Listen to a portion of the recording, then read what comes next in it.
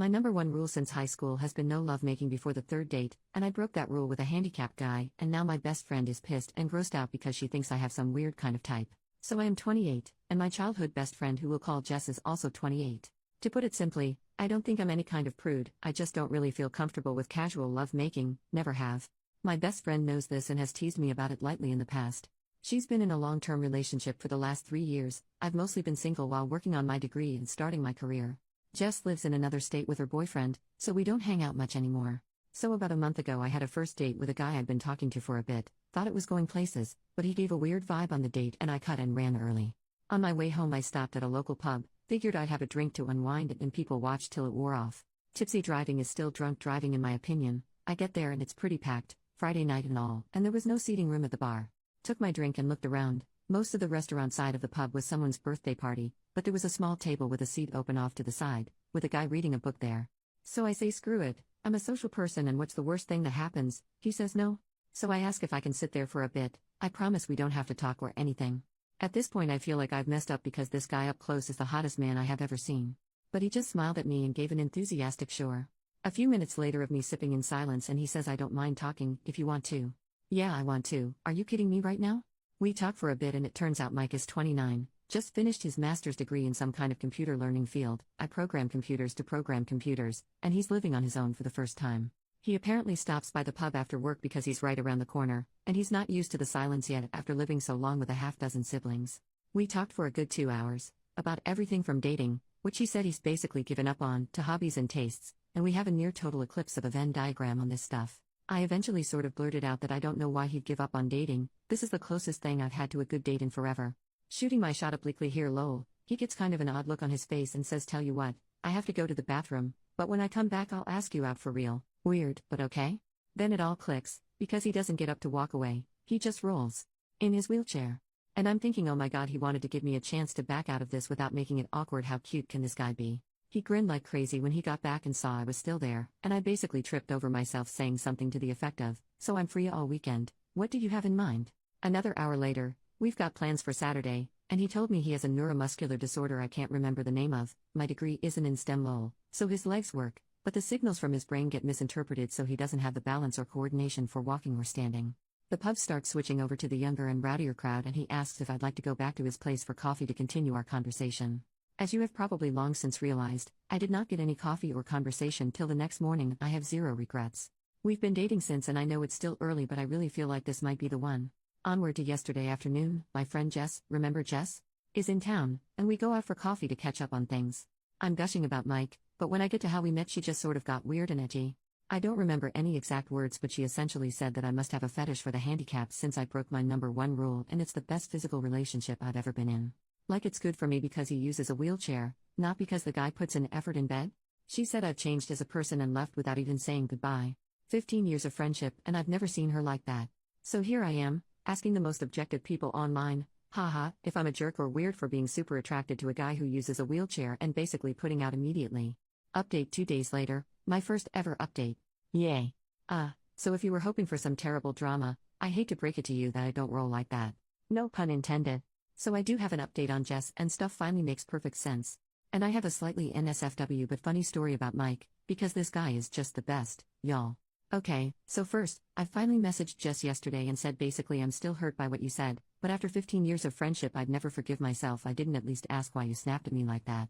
She replied immediately, I'm so freaking sorry, I didn't mean any of that, can we have a do-over on lunch? So I agreed cautiously and took a half day to meet with her today. Turns out that those of you who said she was jealous, and that she might have something else going on, and especially the person who said something might be going on in her relationship. Gold stars. She's in town because she's job hunting, because she's moving back in with her parents for a while since her relationship ended. Apparently they have been having a ton of small problems adding up, but the biggest one?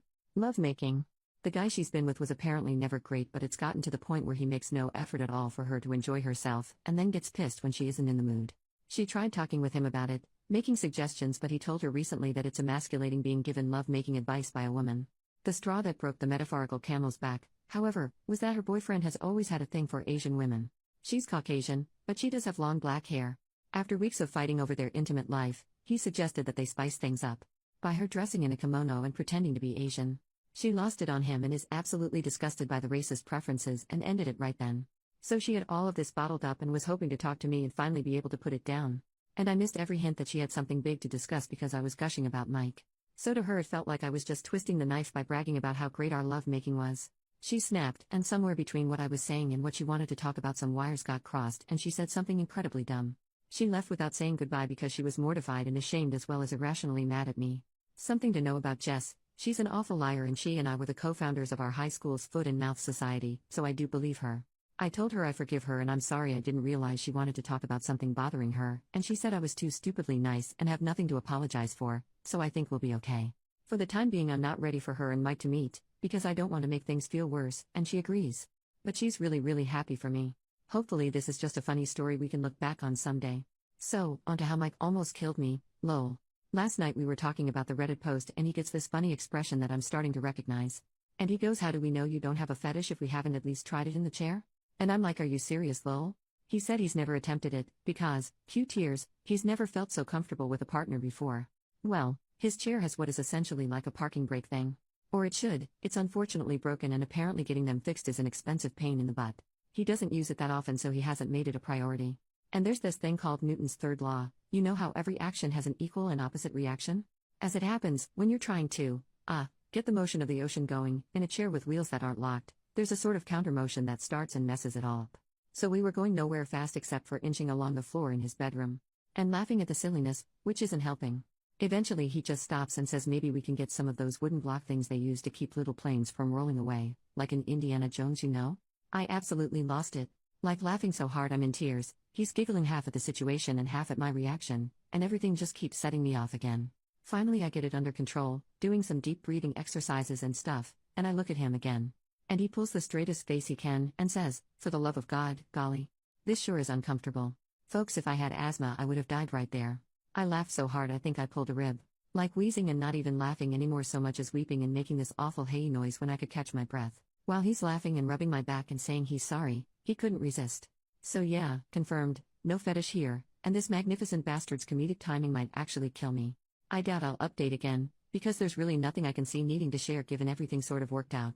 And in the end, the real jerks were the friends we made along the way? I don't know. Thanks for all the lovely comments on my last post and for coming along with me on this absurd but brief drama in my life, lol. Update 2 weeks later. Hello again. Here's the I Met Mike's Family update. And it's a doozy, or at least felt like it at the time for a girl who grew up with a small, dysfunctional family. So first up, you know what people, at least me, don't think about when dating a guy who's always sitting? Height. I know he's taller than me because we cuddle a lot, and he's taller sitting on the couch, but I didn't really get it. So we drive up Friday night after work, actually south and west, lol, but to my brain it's always up, in his vehicle, which is modified to be driven entirely using his hands. Neat, right? He's a really good driver too. One more green flag. We get to the house, and it's huge, you guys, lol, like not a mansion, just kind of a sprawling one-floor rancher. Real estate was wild back in the day. Anyway, we get out, and I meet his mom. I'd like to point out I am no slouch, I'm 5 feet friggin' 7. His mom is towering over me. But she was the nicest lady ever. We go inside and I meet his dad, who funny enough is apparently the only short one in this family, and his youngest sister, who is living there with his 1-year-old niece. She gets up to hug me and she is also really tall. It's already a bit late then, so we eat and head to bed. I get to see his cute room from when he was a teenager, and I casually ask, "Hey, so I don't know how this works and stuff, but how tall are you?" And Mike is all I to know, like a bit over 6 feet 4 inches? Been a while since I checked. A bit over 6 feet 4 inches. So, is everyone in your family tall? Kinda? We met the Nordic basketball team he calls a family properly the next day. Actually they're Irish, but they're blonde and tall so it conveys the idea better. The only one of reasonable height, and still taller than me, was his oldest sister, lol. They are also loud. Like not really shouting or anything usually, just, very present. Mike is a lot different around them, but in the cutest way, like he just beams all the time and you can see how happy he is to be home. One of his brothers put him in a headlock and gave him a dang noogie as a greeting, and got elbowed in the side for it, and all of them laughing. And his mom smacked one of his brothers with a rolled-up magazine for putting his feet on the table. More laughing. Just intimidating but in the happiest way imaginable. I'll admit I was a little shut down for a bit, but Mike kept checking in with me to make sure I was okay, and they were all really nice, so I got into the spirit after a bit. I mentioned this in another comment, but Mike has a special sports wheelchair he uses for, well, sports. And he and his siblings play basketball. And he is good. Apart from just having a hell of an arm, he's quick as hell. And this magnificent bastard that I love will absolutely, purposefully, gleefully run someone's toes over. He aims for it. They all have this yank back the foot maneuver that's hysterical to watch. So it was this crazy day of loud people playing and having a blast, nieces and nephews running around, and just noise. My ears are still ringing. The food was catered in advance because his mom had 7 babies. All I make on Mother's Day is margaritas. They also have a pool. It's a bit chilly still, but the pool is heated, so we actually all got to swim, which was a lot of fun because I got to show off that I too am athletic. I can do a backward somersault off a diving board. Yeah. I'm a real catch, lol. They at least pretended to be impressed. We all stayed up late drinking and complaining that it was too overcast to see the aurora, and I had the worst hangover I've had in a while on Sunday. We slept in a bit late, and then joined Mike's family for the barbecue part of the barbecue weekend. His dad can grill people. And he's fast, food coming off the grill at lightning speed. I asked Mike about it and he laughed and said there was 7 of us to feed. Ever see a nest of baby birds? He had practice. Which, fair enough. I don't have much experience with babies, but I got to hold his youngest niece, the one living at home with his sis until her husband gets back from deployment, and we had a light talk about kids in the future. I told him that I never put much thought into it, but if they were going to grow up in a happy home like his and not how I grew up, I'm pretty sure I'd be open to having them with him someday. But later, I need him all to myself for a while first. He seemed really happy about that, which makes me feel all goofy and happy. I'm sappy. We had to drive home Sunday night, but before we went his mom hugged me and said she's never seen her son like this, and thanked me for taking good care of her baby. And asked if we'd be back for the 4th of July or if we were doing something with my family. And I tried to be all haha no, we'll be here if you don't mind. I don't see them much and I think she caught on that there's more to the story, so she just hugged the crap out of me, Vikings, all of them I swear, and told me she can't wait to see me again. My ears are still ringing from all the noise and chaos, but it was an absolute blast and I can't wait to see them again in July. Also, pretty much sure Mike is the man I'm going to marry. I literally can't think of a single reason why I would ever let him get away. Anyway, thanks for reading. Hope you all had a lovely weekend, and those of you who got to see the aurora, I'm happy for you, but you suck, lol. Update 1 month later. As I've gotten a ton of requests for updates, I figured I would let you guys know how things are going in my world. You know how sometimes a relationship looks amazing at first, but then all the red flags start showing up? This is not one of those stories, lol. Sorry, that was mean, but I couldn't resist. Okay, onto the actual update. No, we aren't engaged yet. Yes, we have talked about it in the context of how seriously we are taking things. No babies yet either, obviously. We are diligent about birth control. I want Mike all to myself for a while.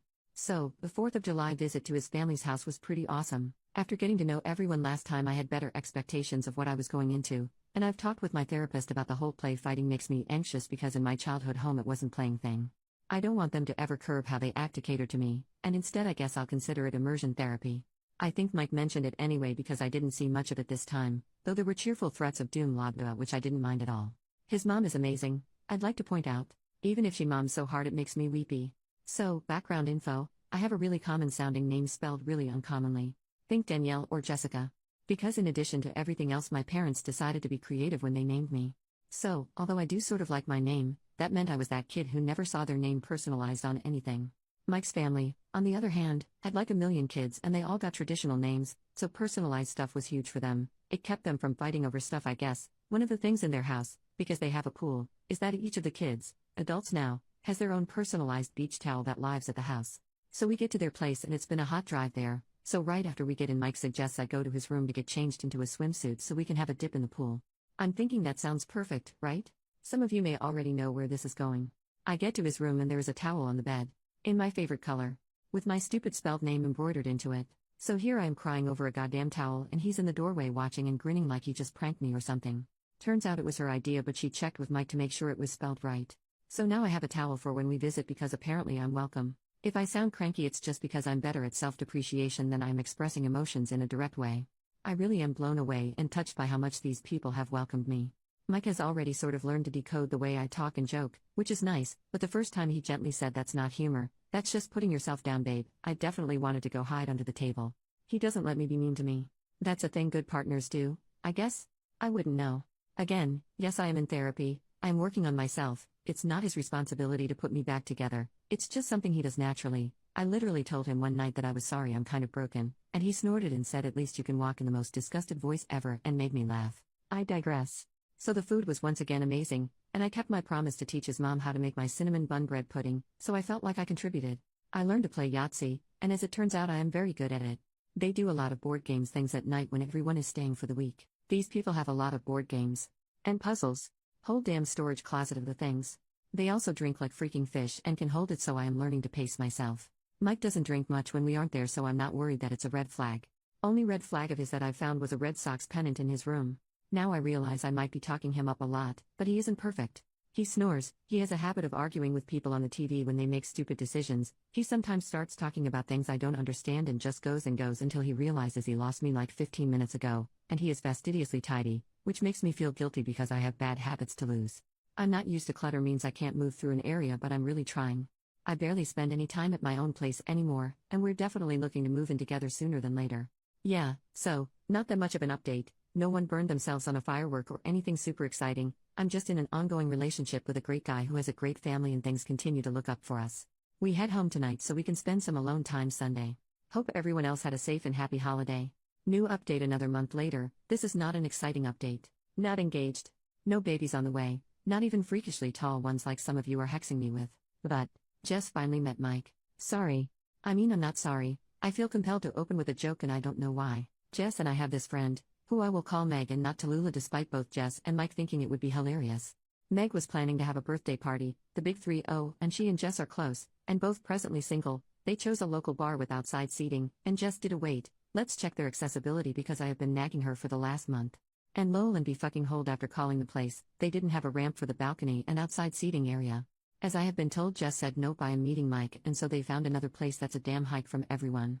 But it has a great outside area with accessibility. And then we got the invite. Through Facebook because we are all basic, I guess? And Mike was stoked because they have this awesome beer selection. Then Meg told us that, no, I am not using Tallulah for the 15% of you going oh but that was such a better name, they chose it because Jess wanted Mike to feel welcome. So hats off to Jess for making the comeback impression of the century, I guess. The birthday was fun and silly, and everyone in my immediate friend group met Mike and loved him. Tons of laughter, everyone drank way too much, but fortunately we had enough heads up for a planned motel stay. Why yes, I do own a UV flashlight, why do you ask? So we and a bunch of other people didn't drive home. We actually had brunch in the bar the next day, it was absolutely awesome and I'm ruined for pancakes because fluffy. Once again, I digress. Jess and Mike hit it off and she told him literally every story I didn't want her to over brunch, and it all was great apart from the persistent hangover. I crashed at Mike's again. And then he asked what it would cost to break my lease, because he hates the mornings he wakes up and I'm not there. So the next upcoming week and a half or so is going to be insane while I pack up my whole dang life and shove half into a storage unit and the other half into his apartment, and then we'll be living together. I know it's too soon. He does too. We've decided we're idiots and just going for it. My landlord is a lady who is a bit on the older side and isn't charging me for breaking the lease as long as I leave the place ready for a new renter. So that's all for now. Thanks for following our journey.